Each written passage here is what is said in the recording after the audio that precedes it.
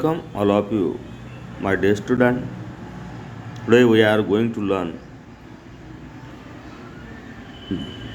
unit number 4 and subunit 4.1. This is very interesting poem, Double Standard. 4.1.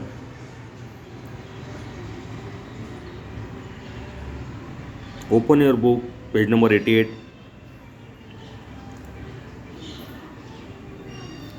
Are you ready? Okay.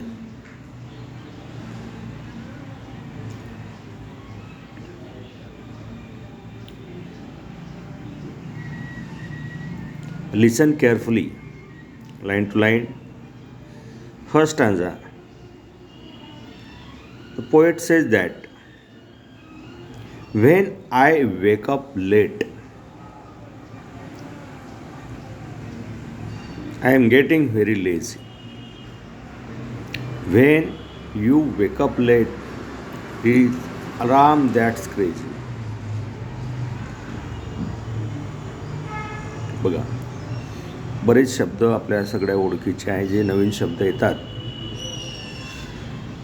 ते आपण note down करून ठेवायचे. जसं वर्गामध्ये आपण सर्व शब्द लिहितो त्याच पद्धतीने वेन आय वेकअप म्हणजे उठणे, झोपेतून उठणे. Late, I am getting very lazy.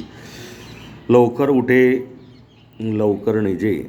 आपल्या मातृभाषेमध्ये अशी एक म्हण आहे, स्लोगन आहे, त्यास लक्ष्मी वसे. जो लवकर झोपतो आणि लवकर उठतो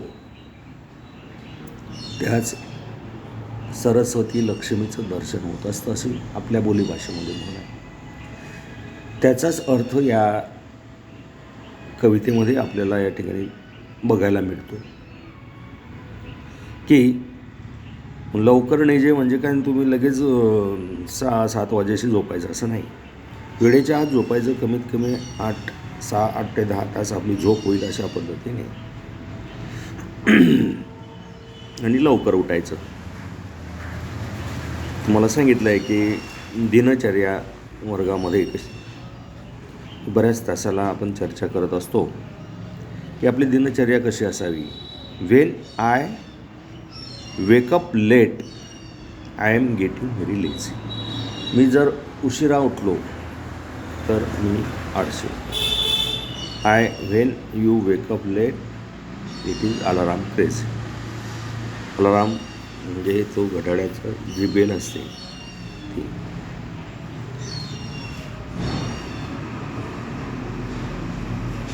next standard. When I say no to something, I am being stubborn. Stubbornness म्हणजे a person does not change way, act or think to may be not nice. म्हणजे जो व्यक्ती मार्ग बदलायलाच तयार नाही, सवयी बदलायलाच तयार नाही, तो असा. When you say no something you are being firm. When you say no something you are being firm. Firm means a firm person take a decision and does not change it. Firm, ठाम असणे, आपल्या निर्णयावर ठाम असणारा, decision न बदलवणारा, good decision घेणारा, चांगले decision घेणारा.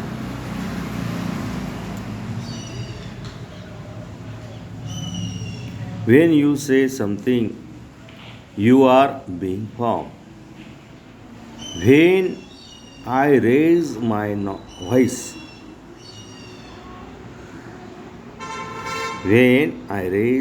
voice, it is shocking and rude. बघा, मोठ्याने ओरडणारे व्यक्ती किंवा कोणतीही गोष्ट मोठ्याने ओरडून सांगणारा व्यक्ती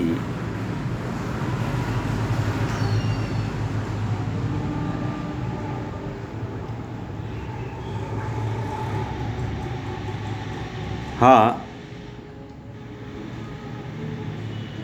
शॉकिंग रूड या शब्दाचा अर्थ उद्धट सारखा असतो. उद्धट सारखे बोलणे आणि प्रेमाने बोलणे यामध्ये फरक आहे. बघा, एकच वाक्य मोठ्याने उद्धट सारखे बोलणे आणि तेच वाक्य आपल्या प्रेमाने 2 गोड शब्दामध्ये सांगणे यामध्ये सुद्धा फरक आहे. म्हणून बोलण्यामध्ये विनम्रता असावी. When I break something I am clumsy or careless. Clumsy म्हणजे without skill, नीटलेस.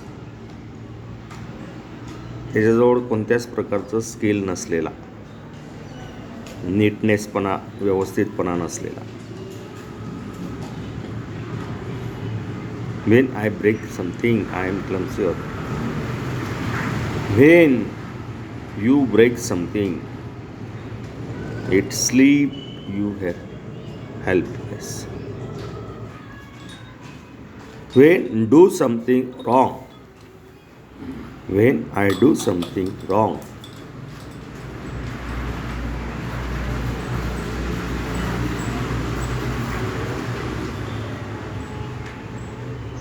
I am such terror.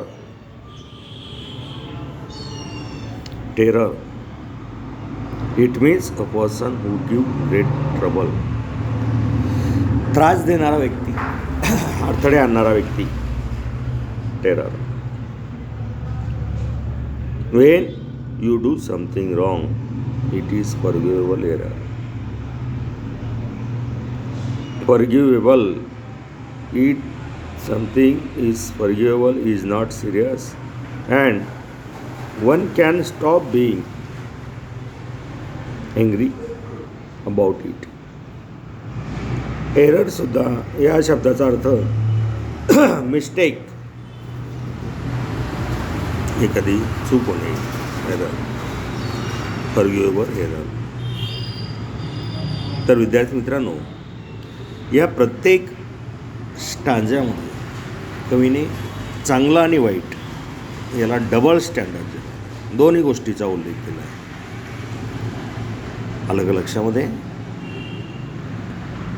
चांगला आणि वाईट आपल्याला दाखवण्याचा प्रयत्न केलेला आहे. आपण काय रॉंग करतो, आपल्या हातून काय चुका घडतात, केअरलेसपणा कसा आहे, हेल्पलेसपणा, रेस ऑफ माय व्हॉइस, रूढ जोपणा आहे, उद्धट जोपणा आहे आणि प्रेमाचे शब्द असतात. You have touch me, be good. काही गोष्टी मनाला स्पर्श करून जातात. मग आपण काही यातून गोष्टी लक्षात घ्यायला पाहिजे की लवकर उठणे केव्हाही लाभदायक आहे. लवकर झोपणे, लवकर उठणे, आळशीपणा निघून जातो. अलग लक्षामध्ये आवाज आपल्या पद्धतीने बोलण्यामध्ये विनम्रता असावी. चांगल्या गोष्टीचा स्वीकार करावा, वाईट गोष्टीचा त्याग करावा. अशा बऱ्याच गोष्टी ह्या आपल्या जीवनामध्ये घडत असतात. तर विद्यार्थी मित्रांनो, आज आपण या ठिकाणी थांबणार आहोत. त्या अगोदर आपण घरचा जो अभ्यास आहे ते यातील रायमिंग्स वर्ड्स आहे, न्यू वर्ड्स दिलेले आहे. अजून तुम्हाला जे शब्द कठीण वाटत असतील ते सुद्धा तुम्ही नोट डाऊन करा. वहीमध्ये रायमिंग पेअर्सच्या जोड्या आपण लावायच्या, जसं टेरर, एरर. आलं लक्षामध्ये? केअरलेस, हेल्पलेस, समथिंग,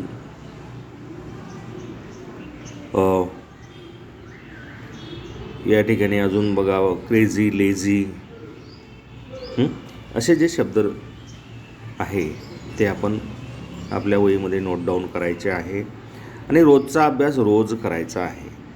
आणि मला सर्व वह्या सूचना देतो आहे तुम्हाला की सर्व विषयाच्या वर्ग शिक्षक म्हणून सर्व विषयाच्या वह्या, जरी आपली शाळा बंद असेल तरी जशा पद्धतीने तुम्ही प्रश्नपत्रिका पेपर शाळेत जमा केले अशाच पद्धतीने तुम्हाला वह्या जमा करण्याची तारीख दिली जाईल. म्हणून रोजचा अभ्यास रोज सर्व विषयांचा करायचा आहे आणि वह्या अपडेट करून ठेवायच्या आहे.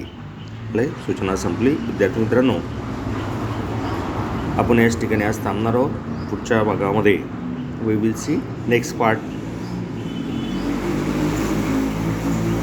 Have a nice day.